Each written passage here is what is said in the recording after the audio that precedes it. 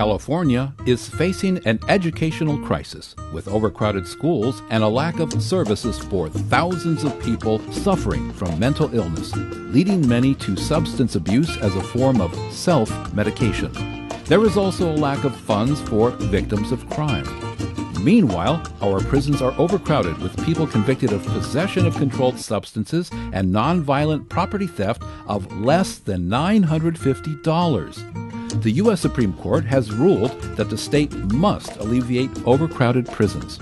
Prison guard unions and private corporate prisons' proposed solution to this problem is to build even more prisons.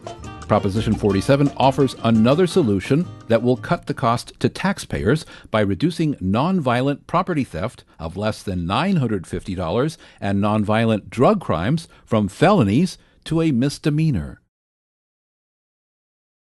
I think it costs way more money to house a person in the prison industrial complex than it does for a person to get a college education. And it costs way more money for a person to be in prison, housed in prison, than it does to give a person who has a mental issue some type of treatment. It would be a great asset, and it's also going to, and if the initiative passed, which I do believe is going to pass, we're going to work toward making it pass, then there's going to be a lot of people that are going to be released from prison, and the money that has been spent for them being kept every day can then be reversed and sent off for the schools, and then the reentry legal programs can be open, and people that have mental problems can get some type of assistance. So I'm all for Prop 47. During the war on drugs in the 1980s, the CIA was involved in the importation of crack cocaine into the African American communities. At the same time, the U.S. criminal justice system was targeting the same community by arresting more than 3 times more African Americans than whites for drug possession.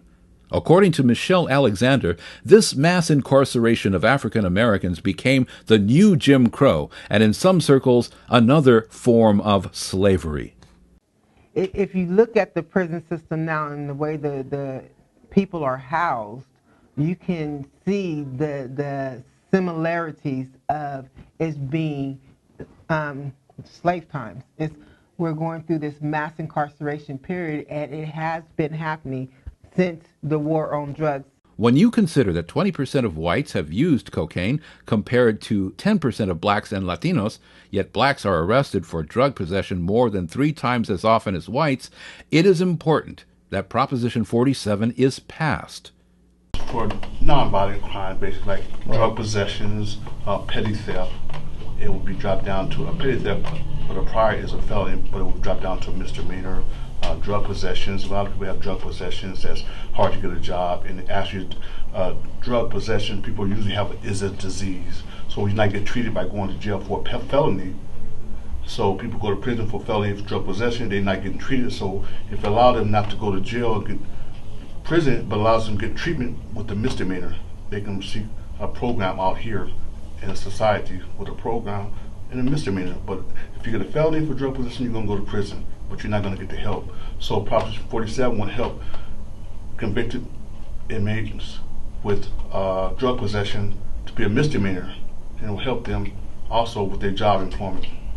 And a person such as myself who was addicted to crack cocaine, I have 4 prison terms, a 16-month sentence for like a nickel rock, and then 3-year sentence for like a dime. Each time you go to jail and you have a conviction of 11-350, which is uncontrollable substance, then you are sentenced to more time.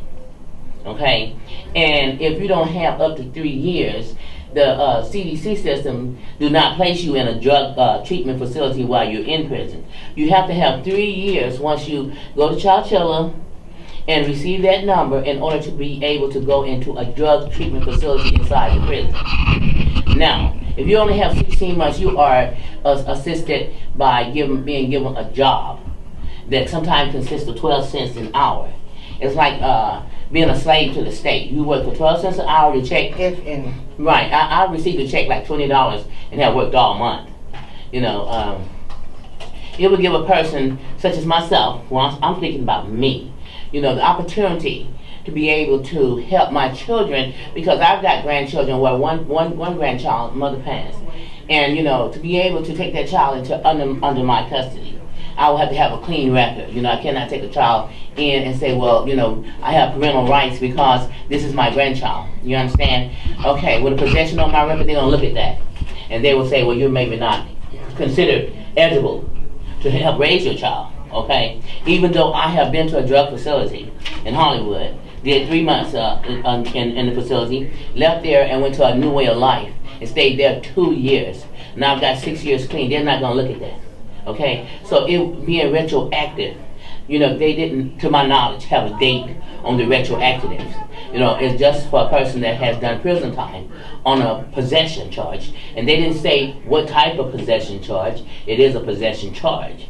Okay, it would assist many people that do have a drug problem, and the money, you know, that they would use, that would be building more prisons, would be able to be used to have treatment facilities out here.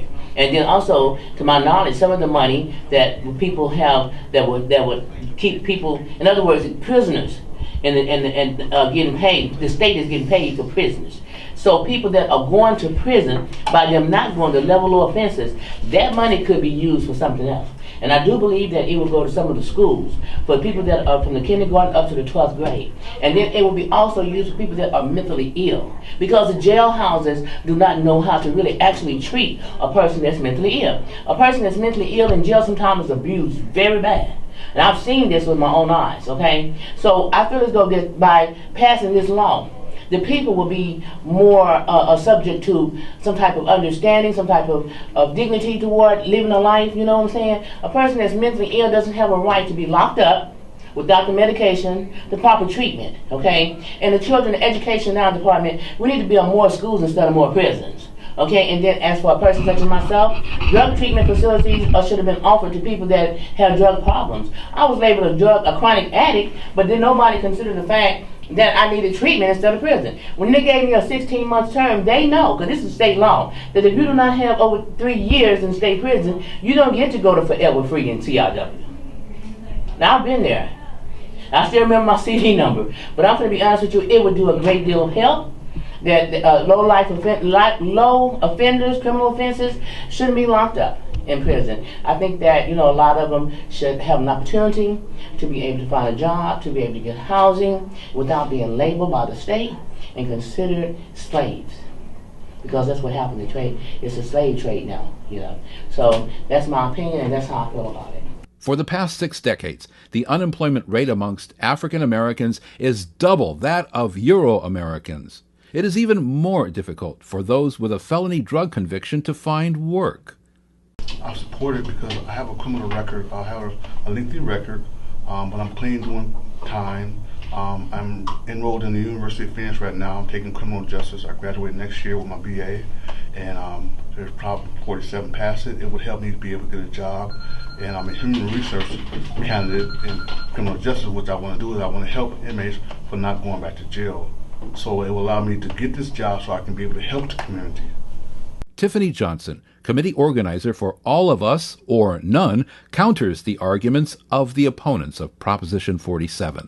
I've heard a few little tales about the guns and, you know, that we're letting all these dangerous criminals out, you know, because forgery and theft, if it's under $950, then that'll allow people to just go steal a gun that's under $950 and keep repeating. Well, no, once you have a gun charge, it is not a misdemeanor. It is a felony, and it cannot be reduced to a misdemeanor.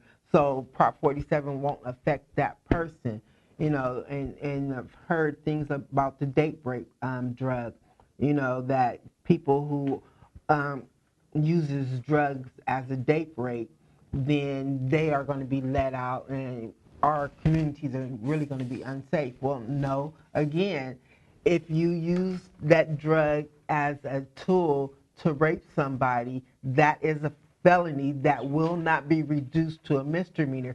So therefore, Proposition 47 will not affect that person.